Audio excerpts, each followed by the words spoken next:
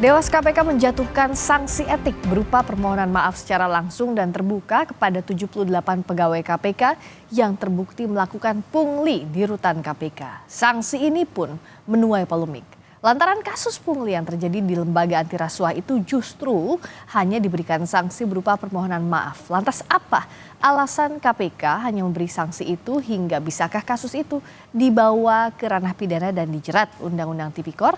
Kita bahas lengkapnya bersama narasumber yang sudah bergabung di Sapa Indonesia Malam. Lewat telepon ada Kabak Pemberitaan KPK Ali Fikri dan melalui sambungan Zoom peneliti Pukat UGM Zainur Rahman. Selamat malam Mas Ali, Mas Zainur. Selamat malam Mbak Rizka.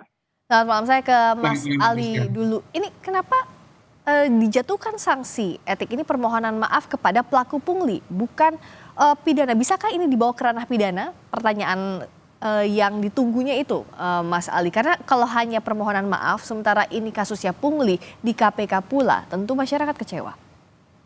Iya, jadi kan begini ya, ini nggak utuh Mbak Rizka, gitu ya. Jadi kan yang KPK lakukan itu kan ada 3 ya. Yang pertama etik melalui Dewan Pengawas, yang kedua disiplin melalui inspektorat, dan yang ketiga penegakan hukum melalui kedeputian, penindakan dan eksekusi. Dan ini 3-tiganya berjalan secara paralel. Nah, yang sudah selesai adalah etiknya, itu ya. Dan etik itu tentu sanksinya adalah sosial, begitu ya. Sanksi sosial nggak bisa kalau etik itu pidana sanksinya misalnya, atau administratif, nggak bisa, itu melampaui kewenangan gitu ya. Kita kan harus sesuai dengan aturannya.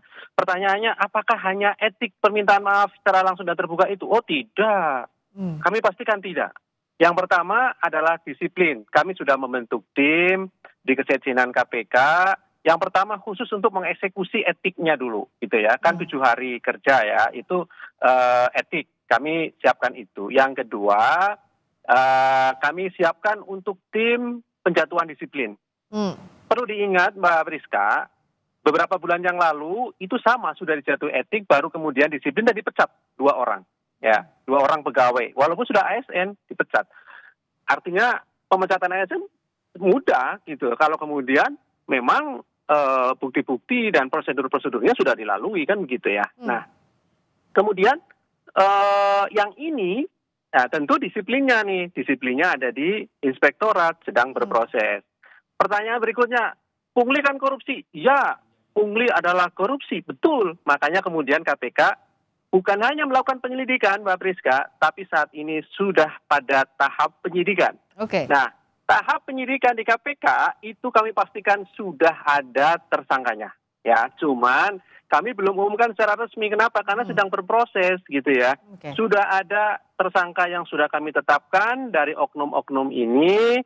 Karena sekali lagi kami sepakat pungli itu korupsi. Ya, dari awal kami juga lakukan penindakan dan sekarang pada proses penyidikan oleh KPK sendiri. Harapannya supaya apa? Tuntas. Karena poin utamanya itu bukan pada etiknya, bukan pada disiplinnya, bukan pada penindakan akhirnya dibawa ke tipikor. Ya, itu penting. Tapi justru lebih penting adalah perbaikan sistem tata kelolanya. Karena kalau ada kecurangan semacam ini, kami pastikan ada kelemahan tata kelola. Makanya kami perbaiki tata kelola rutan cabang KPK, yaitu rutan dari Jakarta Timur, Kementerian Hukum dan HAM. Nah, jadi ini yang KPK lakukan, secara paralel ditegaskan bahwa itu sedang dilakukan etik, disiplin, dan juga pidananya. Begitu ya, Mas Ali? Betul, tepat Mbak Priska. Jadi jangan cuma bicara etik kenapa permintaan maaf doang gitu ya, tapi seluruhnya gitu. Justru itu merupakan tindakan tegas bagi kami sebagai komitmen bahwa tidak ada toleransi bagi oknum yang melakukan apapun, baik etik, disiplin maupun pidana. Penjelasan ini yang ditunggu. Artinya Mas Zainur, kalau paralel sekarang yang sudah dilakukan oleh KPK, apa yang perlu masyarakat awasi agar semua ini berjalan sesuai tracknya? Ya, sebenarnya etik itu boleh saja memberhentikan seorang pegawai atau pimpinan. Misalnya kalau kita lihat di Mahkamah Konstitusi, itu MK bisa memberhentikan hakim konstitusi yang terbukti melakukan pelanggaran berat. Tetapi kenapa di KPK tidak bisa? Itu karena efek dari revisi Undang-Undang KPK dalam Undang-Undang 19 2019 yang tidak memberi kewenangan yang cukup kepada Dewas. Pimpinan KPK itu sanksi terberatnya adalah permintaan agar mengundurkan diri. Bagi pegawai sanksi terberatnya adalah permintaan maaf. Itu menurut saya sih sangat menghina akal sehat masyarakat ya. Dan ini bikin marah publik begitu. Kita paham betul memang ada 3 proses yang bisa dilakukan. Ada etik, ada disiplin, ada pidana. Tetapi proses etik itu juga sangat bisa untuk sampai kepada pemberhentian dengan tidak hormat. Harusnya seperti itu. Sayangnya sekali lagi ini di KPK tidak bisa dilakukan karena memang pembentuk undang-undang itu sengaja untuk tidak mempersenjatai Dewas dengan kewenangan yang cukup. Nah, oke, itu sudah terjadi. Maka ke depan apa yang harus dilakukan? Hmm. Ya, yang pertama tentu harus percepatan khususnya untuk Sekjen KPK gitu ya. Karena ini kan sudah terlanjur membuat merah publik begitu. Ya. Kenapa proses etiknya lebih dulu selesai daripada proses-proses yang lain atau setidak-tidaknya harus dalam waktu yang berdekatan, Berbeda. jangan terlalu jauh dari sisi disiplin. Nah, Mbak Friska, saya pikir untuk disiplin itu kan di dalam PP 94 2021 sangat jelas gitu ya. Pejabat pembina kepegawaian bisa segera membentuk tim, itu kata Mas Ali tadi sudah dibentuk, segera proses karena proses di Dewas sudah selesai. Saya pikir alat bukti yang ada di Dewas juga dapat digunakan untuk proses di kesekjenan gitu ya. Sehingga publik hanya meminta agar perbuatan yang sangat jahat dilakukan oleh pegawai Komisi Pemberantasan Korupsi ini bisa segera diberi hukuman yang setimpal berupa pemberhentian gitu ya. Hmm. Nah, pemberhentian sayangnya pun kalau di dalam PP 94 itu pun masih dengan hormat gitu. Nah, yang kedua adalah dari sisi pidana, Mbak Friska. Hmm. Sisi pidana ini kan sesuai dengan kewenangan KPK itu hanya bisa dilakukan terhadap penyelenggara negara atau yang korupsinya di atas 1 miliar. Hmm. Nah, kita ingin dengar dari Mas Ali apakah dua ketentuan tersebut dapat terpenuhi. Kalau tidak terpenuhi, maka yang berwenang sesungguhnya adalah antara kepolisian atau kejaksaan. Nah, saya pikir demi objektivitas, seharusnya justru kasus ini lebih baik ditangani oleh aparat penegak hukum lain. Kalau KPK sudah mulai melakukan pemberkasan gitu ya, KPK bisa melimpahkan kepada penegak hukum lain agar kemudian penegak hukum lain juga berkontribusi untuk men-trigger KPK agar KPK bersih dari korupsi dari internalnya, mulai dari pimpinan seperti yang sekarang dialamatkan kepada Firly Bahuri diproses oleh Polri sampai kepada level pegawai. Ya, jadi kita berharap harus ada check and balances juga dari aparat penegak hukum lain, Mbak Friska. Oke, gimana dengan masukan Mas Zainur tadi, Mas Ali, agar kasus ini ditangani oleh kepolisian misalnya?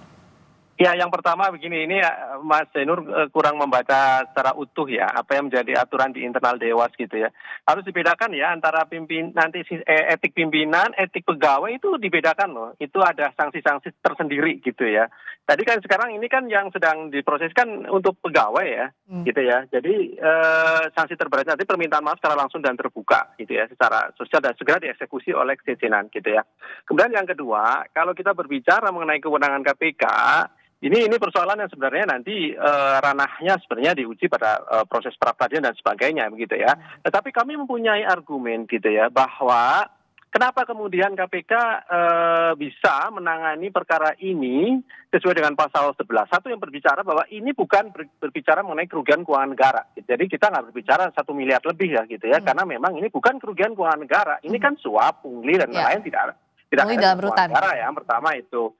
Yang kedua, kewenangan KPK adalah penegak hukum, maka kemudian rutan, lapas adalah bagian dari satu sistem criminal justice system gitu ya, dalam hukum pidana gitu. Dari hulu sampai hilirnya itu bagian dari satu sistem penegakan hukum. Sehingga kami mempunyai argumentasi bahwa petugas rutan, petugas lapas begitu. Karena ini kan terdiri dari beberapa ASN dari Kumham dan bahkan dugaannya kan kemudian melibatkan kepala rutan begitu ya.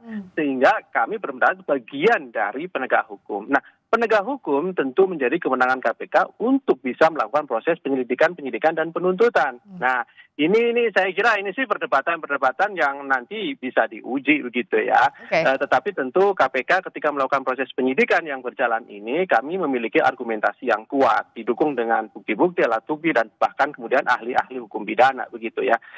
Itu Mbak Priska. Sekali lagi apa yang kemudian kami lakukan adalah ini justru bagian dari bersih-bersih di internal KPK untuk ke depan mengevaluasi sistem pengelolaan tata kelola rutan itu menjadi poin penting karena KPK memiliki kajian Mbak Priska bahwa memang rawan korupsi, makanya ini kan terjadi sebenarnya bahkan Bukan hanya 2018 ini kan yang terstruktur gitu ya.